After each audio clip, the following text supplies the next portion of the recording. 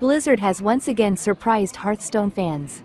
The announcement of the new pay-to-win elements for Battlegrounds, combined with numerous other issues, has left me feeling ashamed of my favorite game for the first time ever. Many in the community have already shared their thoughts on this matter, but I'm hoping the math guys will offer an alternative perspective and help us understand the reasons and implications behind the leadership's latest decisions.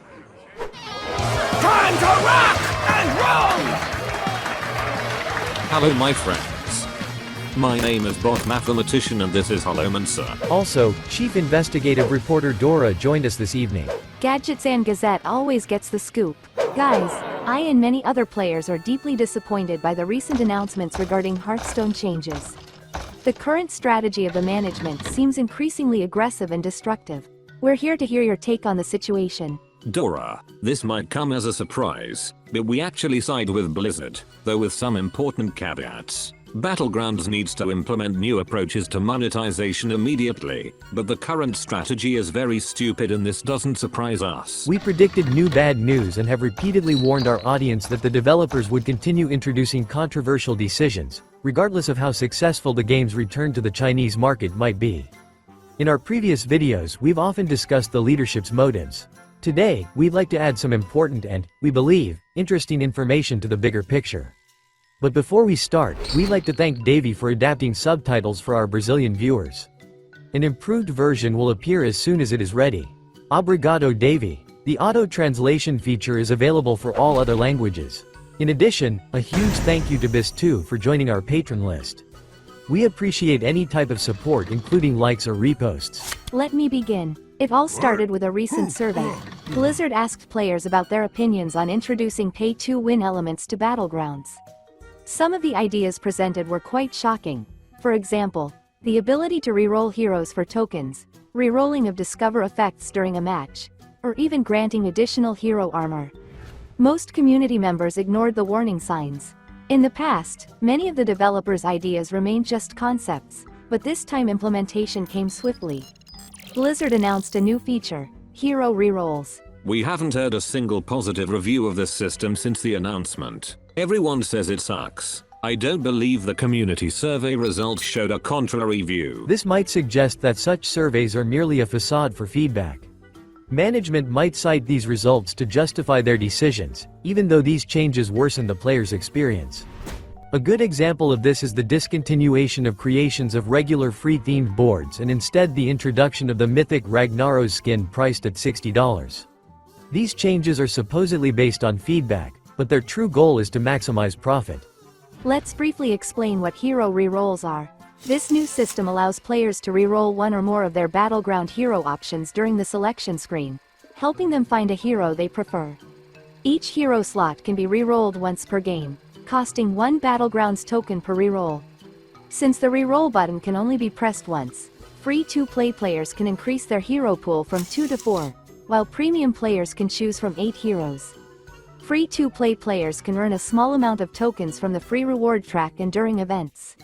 Premium players can purchase tokens directly from the shop, with pricing starting at 99 cents for 4 tokens. Blizzard has also introduced the Season Pass Plus. For $19.99 USD, this option includes all standard Season Pass perks and rewards plus 1 free reroll per game. Thus, by paying an additional $5 for Season Pass, the hero selection pool will increase from 4 to 5. This new, premium option is indispensable for regular players striving to achieve and maintain a high rank. These changes create a noticeable gap between players. Free-to-play players lacking tokens are more likely to get stuck with less optimal heroes, whereas paying players can spend up to $1 per match to significantly increase their chances. While this doesn't guarantee a win, the advantage is clear. Free-to-play players will be easier prey for premium players, as in most cases they will only have 2 heroes to choose from, while players willing to pay money will be able to access a pool of 8 heroes. The introduction of such mechanics poses a threat to gameplay integrity. There's a temptation to design overpowered heroes to boost revenue. This undermines trust in the developers and creates problems for the game process. The hallmark of Hearthstone's 10th anniversary has been an unprecedented disruption of the game's DNA, and the ruthless dismantling of its key features. The removal of game modes like duels and fireside gatherings, along with reduced support for the new twist format, stands as just the tip of the iceberg. The introduction of the first ever pay-to-win element, offering early access to a card, was met with widespread dismay. A flood of absurdly expensive offers is increasingly shocking players. The release of a lackluster cinematic for the Whizbang expansion was followed by the complete disappearance of animated trailers. Then came the drama of weekly quests, a poorly executed multi-episode misstep. And as the final blow, themed game freeboards were quietly removed. Management even attempted to sell pixel skins created using AI-generated. Thankfully, this was thwarted by attentive community members. And these examples represent only part of the disappointment. This year has delivered, without exaggeration, an avalanche of terrible decisions, leaving players with a growing sense of crisis. Yet, despite this, the introduction of reroll tokens and the potential price hike for the upcoming mini-sets seem to suggest that even more questionable changes are on the horizon. Guys, why is management resorting to such destructive measures? Our stance has remained consistent for several years. We believe Hearthstone is facing a monetization crisis. We still don't have a single indirect sign indicating that the game's audience has decreased, but revenue on mobile platforms continues to decline despite the sheer volume of new monetization methods. We suspect this decline is affecting all platforms. It's clear that management is in a very difficult position, resorting to chaotic and desperate measures without a clear plan for the future. Hearthstone's economy remains one of the most player-friendly in the collectible card game genre, limiting the need for mandatory purchases. And this became the main challenge for management. We were the first to make the claim that Battlegrounds monetization was ineffective, and it caused a lot of criticism from our viewers. For many, it was too controversial. How could Hearthstone's most popular mode be a commercial failure? But over time, it became clear to many that the mode's monetization really wasn't working as expected. Many of our viewers believe that selling cosmetic items alone is sufficient for a game's commercial success. It's a common sentiment that games like Fortnite thrive without offering gameplay advantages for money.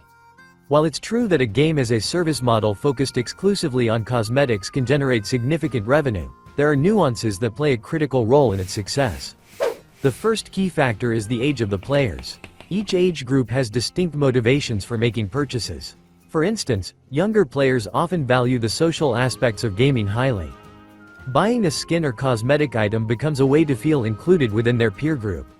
Conversely, not owning premium items can lead to feelings of exclusion, and in some cases, even ridicule or bullying.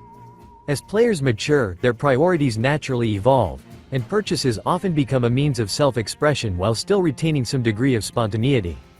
In the 25 to 34 age group, the social aspect of purchasing cosmetics becomes less significant. Instead, nostalgia and a desire to support a beloved game take precedence, though personalization remains important. Players in this age group are less likely to make impulsive purchases. As the average age of the audience increases, selling cosmetics becomes more challenging. Interest in visual customization, self-expression, and cosmetic items generally declines, while the focus shifts to gameplay elements. Purchases become more rational and are frequently driven by a desire to support the developers or due to a long-term attachment to the game. Based on the average age of our tavern guests, we can assume that Hearthstone has an adult audience. In my opinion, aside from age, the characteristics of the audience are another crucial factor. While I wouldn't claim that players of Hearthstone or other collectible card games necessarily have a higher IQ, they do represent a unique group that values thoughtful gameplay and enjoys solving logical challenges. Based on my observations, Hearthstone players tend to be highly conservative, skeptical, less spontaneous, and more rational in their decisions. At the same time, they may take great pleasure in the process of collecting. These audience traits, combined with the nature of the genre, make it particularly challenging to sell cosmetics in large volumes. The last important factor is the nature of the Hearthstone genre. Cosmetics in collectible card games are not as attractive as in other genres, where visual changes affect the visibility of the game character. In card games, heroes are mostly static and do not have a 3D model with dynamic animation. In addition, visual elements often take up a smaller part of the screen, and their impact on the player's perception is limited. Thus, the average age of players, characteristics of the audience and the limitations of the game genre have an impact on the effectiveness of monetization. Each of these aspects directly impacts Battlegrounds, a game that blends the auto-battler genre with collectible card gameplay. This brings us to the central point. It is extremely challenging, perhaps even impossible, to fairly monetize collectible card games as a service. We have yet to see a financially successful game in this genre relying solely on cosmetic items. Even Legends of Runeterra and Gwent, known for their fair and player-friendly monetization systems, supplemented cosmetics with the sale of in-game resources for real money. These games were characterized by fair and extremely loyal monetization, which did not allow them to gain long-term viability. Another example is Battlegrounds' main competitor in the auto-battler genre. TFT does not offer any in-game advantages that can be purchased with real money, relying exclusively on cosmetic sales. And this feature does not allow the game to generate impressive profits, at least on mobile platforms, and this is despite the fact that the game is more suitable for monetization through cosmetics compared to Battlegrounds. According to Sensor Tower, 2 years ago the game generated an average of $1 million monthly revenue worldwide, excluding China. However, in 2023 Riot Games managed to double the game's monthly revenue. At the same time, the game's monthly revenue in China, on iOS alone, often surpasses the total revenue from all other mobile platforms worldwide for an entire year. This anomalous success stems from manipulative cosmetic sales practices based on gacha mechanics. It's likely that we'll see more gacha elements introduced to Hearthstone in the near future. In general, the Chinese version of TFT is notably different from its global counterpart. While the game is wildly successful in China, it delivers much less impressive results in the rest of the world. Turning a completely free game, even with a massive audience, into a profitable product is extraordinarily difficult, and the challenges of the genre and audience only add to this complexity. Over the past few years, Blizzard has actively experimented with monetization strategies for Battlegrounds. Battle passes, skins, alternative bartenders, boards, battle bash, emotes, and even strikes. However, none of these efforts have significantly boosted revenue. I suspect that Battlegrounds' poor financial performance has led to noticeable consequences. The new mode, Duos, introduced earlier this year, has received minimal support and development. For the first time in years, Battlegrounds didn't receive a major mid-season patch, which could have introduced exciting changes. We anticipated a new minion tribe in the next season, but instead the developers decided to carry out another rotation. Additionally, developers have ceased creating new cosmetic items for the mode. Clearly, the current situation requires change, and improving monetization across Hearthstone is a pressing priority. From this perspective, we fully support Blizzard. Developing Hearthstone incurs significant costs, and for the game to thrive and continue growing, it must generate revenue. Without sufficient profitability, ongoing development and support become meaningless. The problem lies in the methods used by management. Destructive approaches may not guarantee increased revenue but inevitably cause significant disappointment among the community and can lead to serious issues. For instance, the reroll feature will make the Tavern Pass plus a far more attractive purchase option, potentially boosting revenue, at least in the short term. However, the potential drawbacks are substantial. First of all, the increase in cost and decrease in competitiveness. Frequent use of rerolled tokens might result in a surge of players abandoning matches during the hero selection phase if they failed to get their preferred hero. This could negatively impact the overall gaming experience for most players. Additionally, it's yet another blow to the game's reputation, which could harm player loyalty and competitiveness within the genre. Battlegrounds is soon to face a new rival. The Bazaar is currently in closed beta testing, with a release just around the corner. Controversial changes to Battlegrounds essentially serve as an invitation for players to try this new game. At the same time, Teamfight Tactics is becoming increasingly appealing as it continues to avoid introducing any pay-to-win elements. Blizzard seems to be ignoring the potential consequences of its decisions entirely, which appears to be yet another case of shooting themselves in the foot. The current crisis isn't a coincidence. It's the result of a long chain of poor decisions, forming a clear pattern.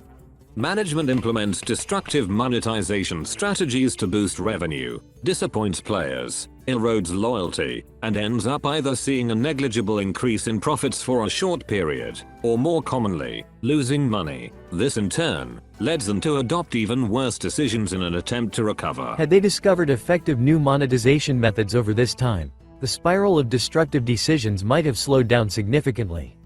However, we are witnessing the opposite. It's worth noting that not all new monetization strategies have been ineffective.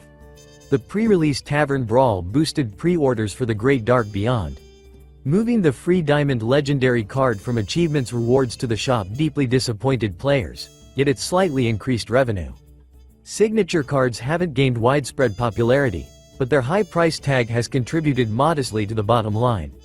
While all these decisions are unpopular with players, they at least work, unlike the avalanche of other innovations, most of which only cause damage. The list of questionable decisions might soon grow even longer. The upcoming StarCraft-themed mini-set will feature the largest number of cards ever. Most of our subscribers believe that the increase in card count will lead to a higher price for the set. Among them, the majority feel that such a move would be unfair. While the developers haven't confirmed this yet, such a decision would align perfectly with Blizzard's peculiar logic. In the past, management has repeatedly used unique promotional opportunities not to attract attention to the game and provide special opportunities for players who want to join but to artificially inflate revenue. Ironically, according to mobile revenue data, this strategy has never led to significant profit growth. Instead, it often had the opposite effect. We support Blizzard's desire to find new revenue streams. Effective monetization is crucial for the healthy operation of the game, and the current monetization methods need a breath of fresh air. We also understand the many challenges and limitations facing the leadership team. However, we are deeply concerned about the methods they are employing to achieve their goals. By making changes to the original DNA of the game, they not only fail to address the underlying issues but exacerbate them step by step. And that is truly alarming to us. What about you? Do you agree that effective monetization is a key factor for Hearthstone's future? Share your thoughts in the comments and join the polls in the community tab. Traditionally, we want to express our boundless gratitude to our sponsors. Dear friends, your help is invaluable. We will be grateful for any support. Okay, that's all for today. Thank you for spending this time with us. We really hope that we will have the opportunity to get in touch in the next video. Take care of yourself. And never give up.